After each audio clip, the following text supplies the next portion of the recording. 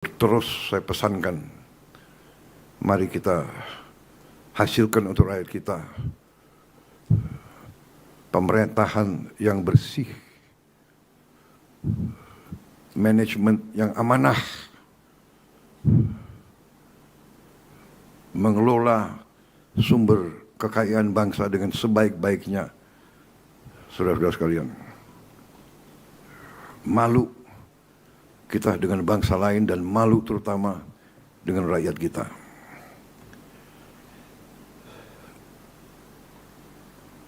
Praktek-praktek markup, penipuan.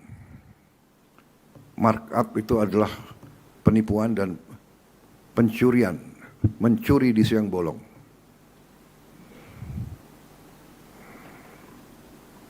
Dan sekarang teknologi ada, sehingga cepat ketahuan kalau markup. Kalau ada pejabat yang ingin melaksanakan praktek-praktek lama, saya kira sangat keliru.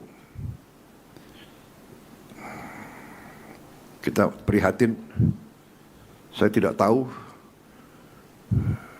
berapa direksi Pertamina yang sudah masuk penjara, saya tidak tahu.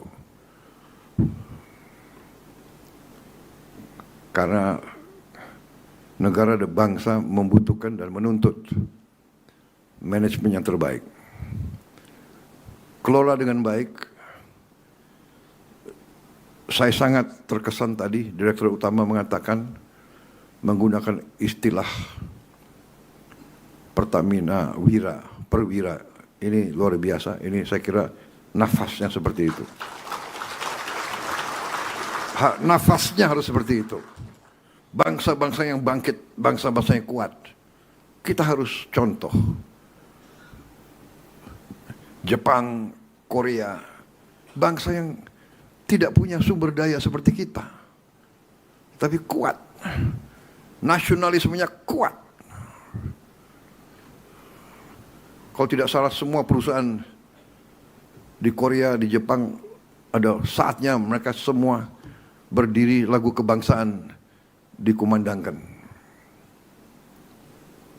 Semangat nasionalis, semangat patriotik, cinta tanah air ini yang harus mendorong semua jajaran Pertamina, terutama yang paling atas, karena kita mengerti sifat manusia. Yang menentukan adalah para pemimpin. Jadi pemimpin itu harus ingarso sung tulodo, memberi contoh. Kalau pemimpinnya maling, anak buahnya tidak semangat. Pengalaman saya di tentara, pemimpin itu maling, cepat anak buah tahu, cepat sekali. Mungkin orang luar tidak tahu, mungkin BPK bisa dikibulin, KPK bisa dikibulin, tapi anak buah akan tahu.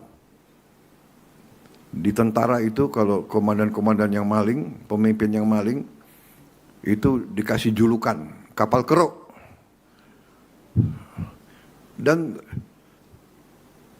seumur hidup dia akan membawa nama itu, kapal keruk. Pemimpin harus memberi contoh. Saya terima kasih semangat tadi. Wira, benar. Ya, pejuang, kesatria, pendekar. Saudara-saudara, perang kemerdekaan ada beberapa fase. Perang kemerdekaan pertama tentunya ratusan tahun yang dulu, perang kemerdekaan yang kita berhasil rebut kedaulatan tahun 45. Habis itu perang kemerdekaan atau perang untuk mempertahankan kemerdekaan. Kemudian perang untuk mengisi kemerdekaan. Dan untuk mengisi kemerdekaan, kita harus mengelola sumber daya dan sumber-sumber kekayaan kita. Jadi setiap unsur yang diberi tugas dan tanggung jawab mengelola kekayaan negara harus menjalankan misi itu dengan penuh rasa tanggung jawab, dengan penuh cinta tanah air, dengan penuh patriotisme, dengan penuh suri teladan. Kesatria, pembela tanah air. Terlalu banyak pengalaman kita. Direksi BUMN, saya katakan saja, tidak baik. Saya beri tugas kepada Kepala Danantara dan beberapa menteri-menteri yang bertanggung jawab untuk membersihkan semua BUMN. BUMN sangat banyak yang rugi. Sudah rugi, minta tantiam lagi.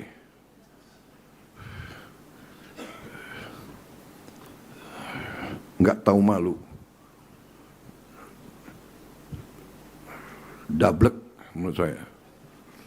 Kalau nggak mau, kalau nggak sanggup mengabdi dengan penghasilan yang tersedia, berhenti saja, segera minta berhenti. Banyak yang siap gantikan, saudara-saudara. Saya percaya banyak yang siap gantikan. Saya kira yang paling penting itu kita menuju swasembada energi, kita mampu. Selama ini menurut saya tidak ada will. Selama ini banyak di posisi manajemen, di posisi kritis, membohongi atasan, menipu atasan, menipu presiden untuk mencari keuntungan pribadi.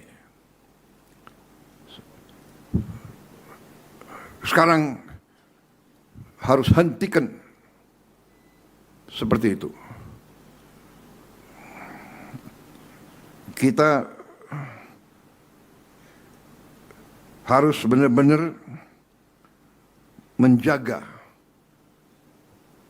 kekayaan negara, karena kita butuh itu untuk memperkuat bangsa kita, menghilangkan kemiskinan, menghilangkan kelaparan, mengejar industri, mengejar teknologi untuk kita hadapi tahun-tahun yang akan datang. Saudara-saudara, persaingan global sekarang sangat ketat. Kalau kita tidak kuat, tapi kita kaya, bisa-bisa kekayaan kita direbut. Karena itu kita harus bekerja keras. Program hilirisasi kita membutuhkan uang.